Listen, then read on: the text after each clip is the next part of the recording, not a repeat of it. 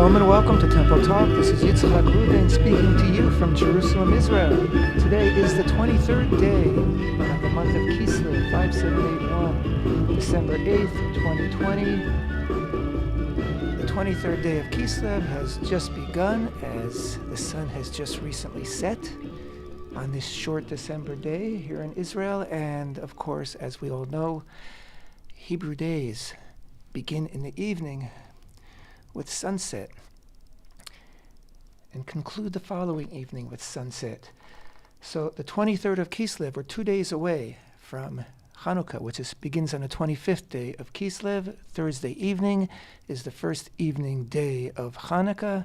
So it's the first night/light, because we light our first candle on the first day of Hanukkah and add a candle each day throughout the 8 days. And so that's the 10th. The 10th of December is actually Thursday evening. And so the final night of Hanukkah will be the following Thursday on the 18th of December. And soon after, very soon after, the days will start to increase. The light will grow in the world, just as the Hanukkah celebration commemorates and seeks to achieve on a deep spiritual level. Each year, we try to bring in that hidden light of creation.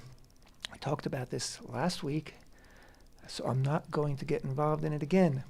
But Hanukkah begins on Thursday. This coming Shabbat is Parshat Vayeshev, Genesis 37:1, concluding Genesis 40:23. I'm going to focus today, I believe, time permitting, on Hanukkah, but I would like to just say a few things first about Parshat Vayeshev, and as is my new custom, I'd like to read the first verse in Hebrew and then in English. Vayeshev Yaakov be'eretz mugurei aviv be'eretz Canaan. Ele toledot Yaakov. Yosef ben 17 shana haya ro'eh et Ehav batzon v'hu na'ar et bnei Vilha ve'et bnei Zilpa neshei aviv. Vayave Yosef et dibatam ra'ah el avihem. And in English it goes like this. Yaakov settled in the land of his father's sojournings in the land of Canaan. These are the chronicles of Yaakov. Yosef, at the age of 17 years, was a shepherd with his brothers by the flock. But he was a youth with the sons of Bilhah and the sons of Zilpah, his father's wives. And Yosef would bring evil reports about them to their father. Okay.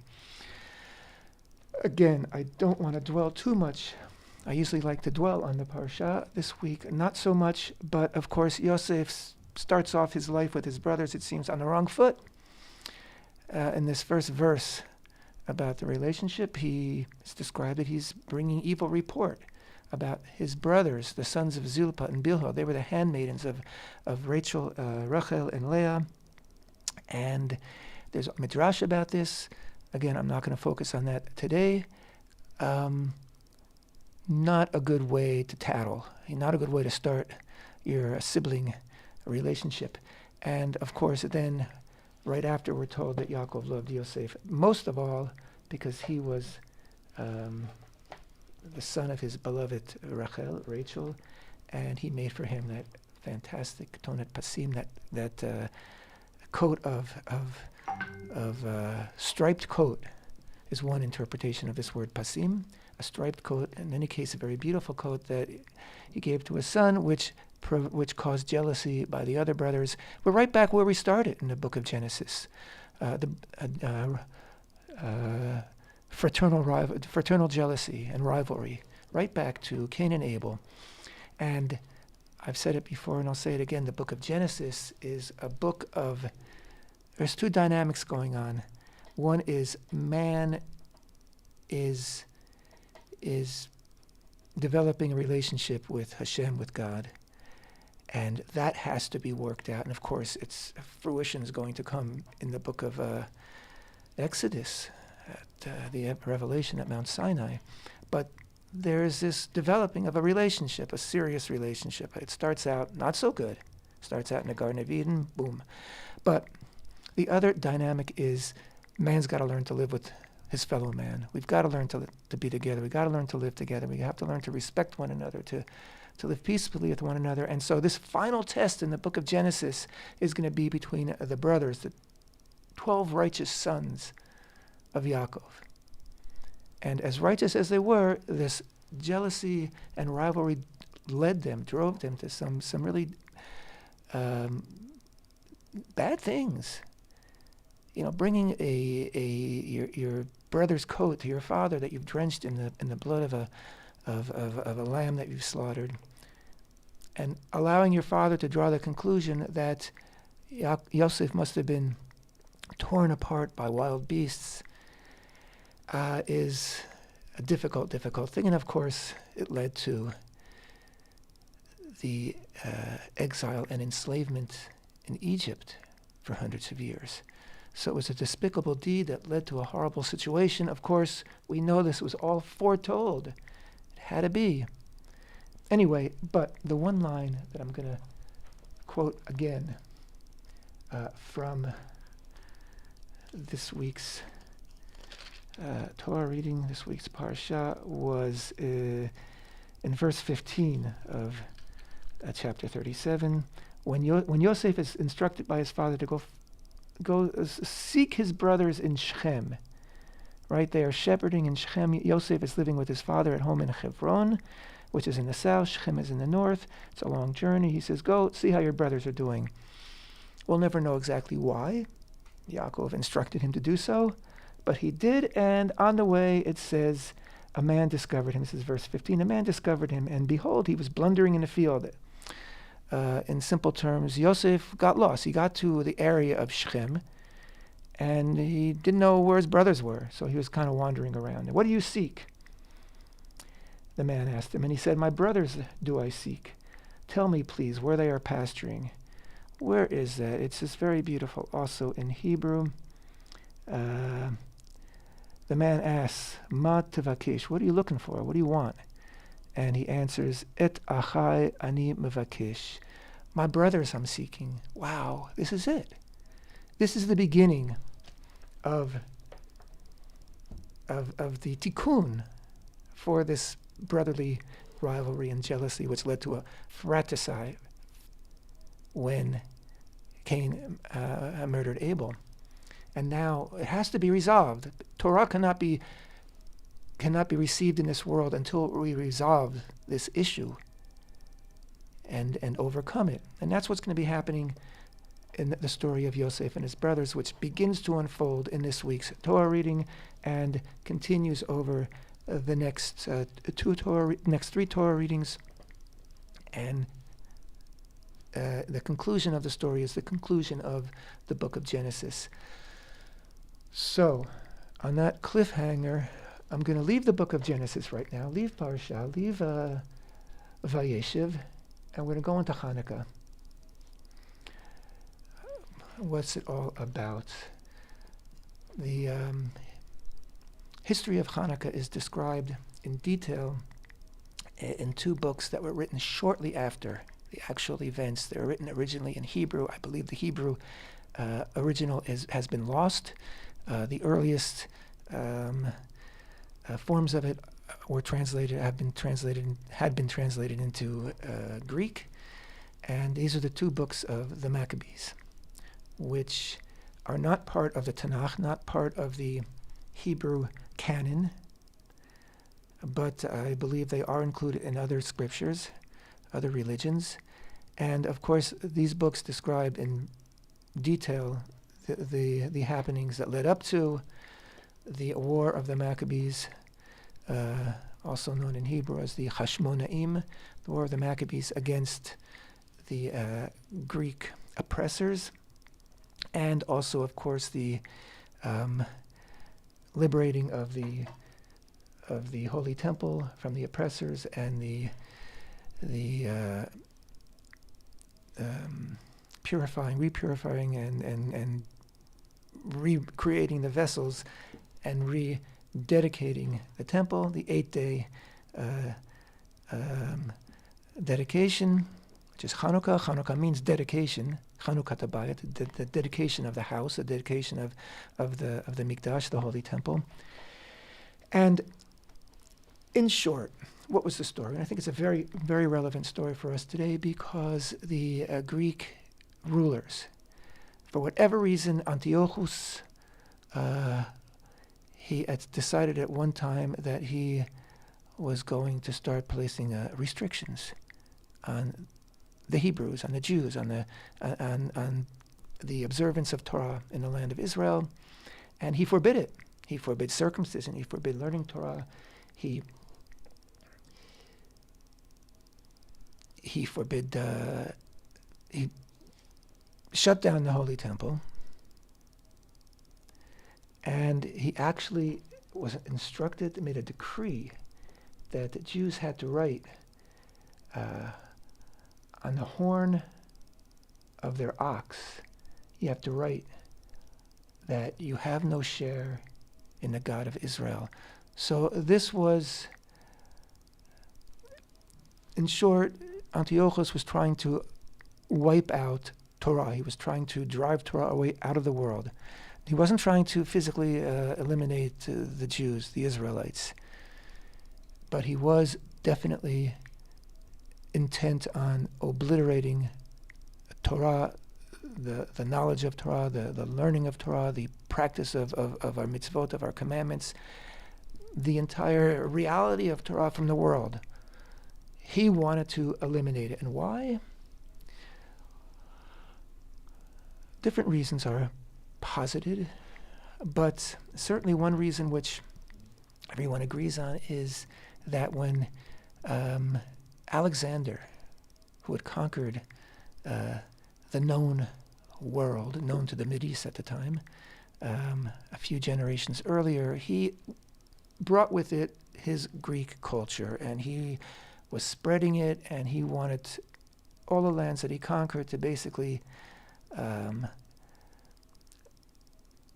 be blessed with this one culture, the Greek culture, and he was quite confident that this was going to be the new order of things. Anyway, he died, and a few generations later, this Antiochus decided to really pursue this, but his idea was even more extreme, and he was going to pursue this global culture by eliminating this very persistent Jewish culture, this very persistent observance of the Torah by Jews. So he made these decrees, and for many of these decrees, the punishment for not abiding by them was death. There were many martyrs who willingly gave up their lives rather than to transgress the Torah. At the same time, however, there were also many Jews in the land of Israel who were very, very, very taken up with this Greek culture, which had been introduced a few generations earlier. And so it was the prevalent culture, and it was a big draw. And so among the Jewish population, there were many who were happy to go along and be part of this whole Greek culture, this celebration of the body, this celebration of the physical, and the good life, the life of sports, the life of the arts, but not the spiritual life, not the life, not the truth of the Torah. So many Jews, unfortunately, were being enticed by this and leaving the traditions of their fathers. So there was an internal battle also in Israel. And of course, we know the story of the family of Matityahu, a priest, a kohen, who lived in Modi'in, and one day Antiochus sent his henchmen into Modi'in. They were doing this all over the country, and they were picking people and saying, you, slaughter a pig. Of course, a very, very forbidden thing. And this way they were corrupting, forcefully corrupting the Jewish people and furthering their campaign of obliterating Torah from our lives, from this world. So, of course, Matityahu, that was the last straw, and he and his sons, who became known as the Maccabees, began a revolution, a rebellion, and they were very small in number, and they were able to use their relative smallness to the massive troops that Antiochus was able to raise, and also knowledge of the land, and also their trust, their belief in their cause, in the God of Israel. And they were able to strike many, many blows at the armies of Antiochus, and before too long, they were able to take the temple and rid it of all the idolatrous things that the Greeks had brought in, and purify it and reconstruct the necessary vessels that had been stolen by the Greeks, and renew the temple service.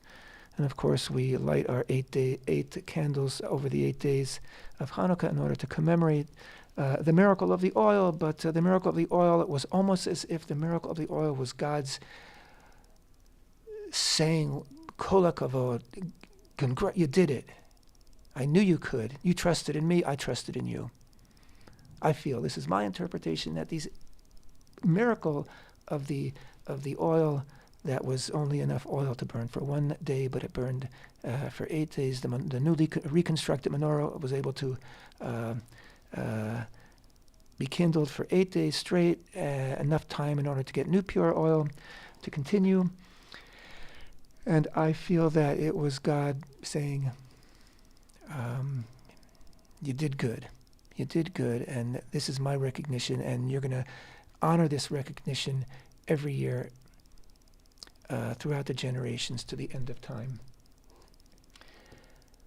But what essentially was Antiochus trying to do? He was basically, if we use the terms that we use today, he was imposing globalization, a program that had been introduced by Alexander, and that was to, make the entire known world into one economy and into one culture, and ultimately one language, and all's would be well. Well, that's fine, except there was this thing called the Torah, which was in the world, and this Torah contained the truth, contained the knowledge of creation, the knowledge of God, and he was trying to wipe that out in order to impose this globalized culture. I don't know what happened to multiculturalism, but I would also, I think we see it today. This call for multiculturalism, which means respecting all cultures, but ultimately it doesn't seem to be working that way. It seems to be we respect all cultures, but we're imposing our own. This is my understanding of globalization today, and it's very, very dangerous proposal that we should, that the family of nations should work together and live together and respect one another. Of course, that's the dream, that's the prophecy of Isaiah. That's the significance, the importance of the Holy Temple, the Mikdash, to play its part in that family of man. But I don't think that globalization is heading in that direction. I don't think that's really the agenda. I think the agenda is to impose an Antiochus-style unity and oneness and sameness at the cost of truth. Not to mention at the cost of everybody's freedom to approach and try to understand that truth in their own way.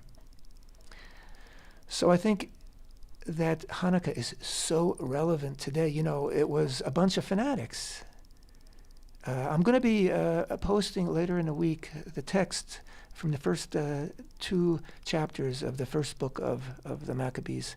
I encourage everybody to read it. You can find the entire thing online, and you'll get a glimpse of the times.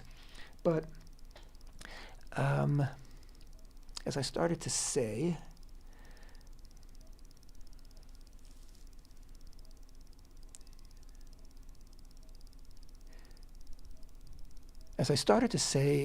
Matityahu and his sons and the small band of warriors that they gathered around them at the start, they were very small in number, and they would be what would be called today a bunch of fanatics. They're starting a rebellion, a revolution, a bunch of fanatics. And even throughout the war with Antiochus, they remained a very small number, and there was still this internal struggle inside Israel between the Hellenists, those who were adopting the Greek culture, and of course those who stayed true to the Torah, to Moshe, to the law of Moshe, to the way of their fathers. And so in today's terms, these would be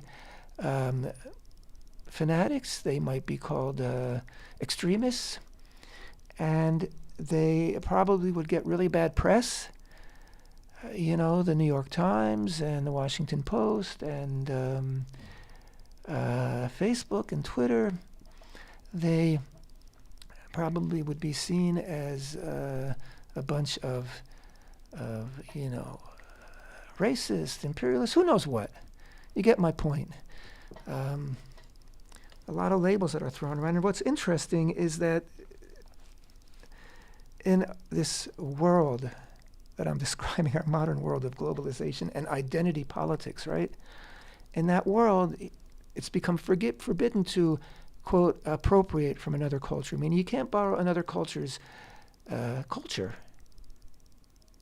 because that's not appropriate. You're not part of that culture. That's not bringing people together. That's separating people. But anyway, despite that, the festival, the holiday of Hanukkah, has been appropriated by all different people for all different reasons, and it's become, it's a holiday of fighting for freedom, fighting for democracy, fighting for your rights, which everybody loves. Everybody loves, right? So it's very universal. And it is all those things, but it also was a bunch of fanatics in today's terms fighting for their religion, fighting for their beliefs, fighting for their way of life, wanting to do it their way, not wanting to be absorbed and wiped out into this greater culture.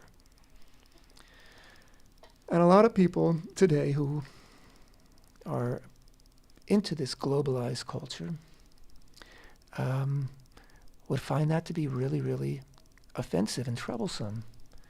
And many of the same people who will honor Hanukkah because of its universal appeal and universal message would actually find it very disturbing because it's a story about a group of people who are trying to preserve a very particularistic message. Of course, it's a universal message. Of course, Torah is a universal message. But the tradition of this people, these Israelites, these Jews, at the time was their tradition, nobody else's. And so they were trying to preserve it, and that was not acceptable. Again, I'm putting in today's terms, and I think we have to understand it that way, that the battle for the state of Israel, the battle for the Torah of Israel, and the land of Israel are all part of this battle, which becomes more and more a battle against the powers of globalism, the West, this idea that that nationhood and statehood needs to be wiped out in order to create this universal mono society, which is going to be run by who knows who. And so the greatest opposition I feel to the state of Israel today is coming from the West. Yes, we've made some agreements with Arab nations recently, which is very, very wonderful, and that is a fantastic sign that there's some acceptance going on here in the Middle East. But there's a long way to go. But even so, I feel it's this Western anti-attitude toward individualism, toward national identities. And so that's our real struggle today here in the land of Israel, and for Jews around the world, and not just Jews. Religion, in many ways, is under attack. This idea of God is under attack. Anyway, troublesome as that idea is, we're stuck on it. We are stuck on it.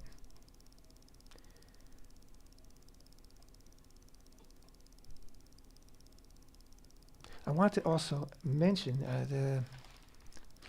in Makor Rishon, which is a Hebrew newspaper. It comes out once a week. It also has a website here in Israel, and it's a right-of-center newspaper. And this past Friday paper, they published a poll that they took among right-wing voters in Israel. Right-wing voters are not necessarily religious, but many are, but they are right-wing either in terms of economy or in terms of defense, and in terms of also society, of course. And they asked them, what are the things that are most important for you right now as a right-wing voter? I guess they gave them a list. And it came out that the thing that most were concerned with was fixing the judicial system here in Israel, which has become very, very problematic, very threatening, in fact, to our democracy and threatening to our faith. And so 66% felt that was the thing that bothered them the most and needed to be worked on the most. The next one was opening up the economy more, not just because of the corona, but taking away regulations and things that hold back the economy, a more free economy. And that was 59%. And the next thing that was most on people's minds was bringing more people and representatives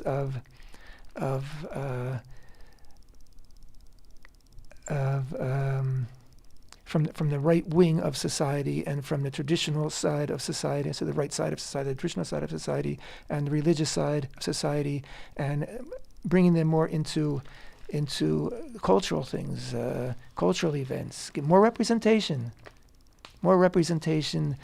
in our day-to-day life, which includes also the media, of course. And then that was 55%. I'm sorry, that was that was 58%. The next thing was strengthening the infrastructure in Judea and Samaria, because with a strengthened infrastructure, development can grow by leaps and bounds, and so that's very important. 55%. The next thing was establishing, expanding the different towns, Jewish towns, often referred to as settlements in Judea, Samaria, and adding more towns, Jewish towns in Judea, Samaria. That was 46%. Were most concerned with that. And the next thing was establishing sovereignty in Judea and Samaria. It didn't specify which particular sovereignty plans is being batted around, but in general, that was 39.9%. And the final thing on this list was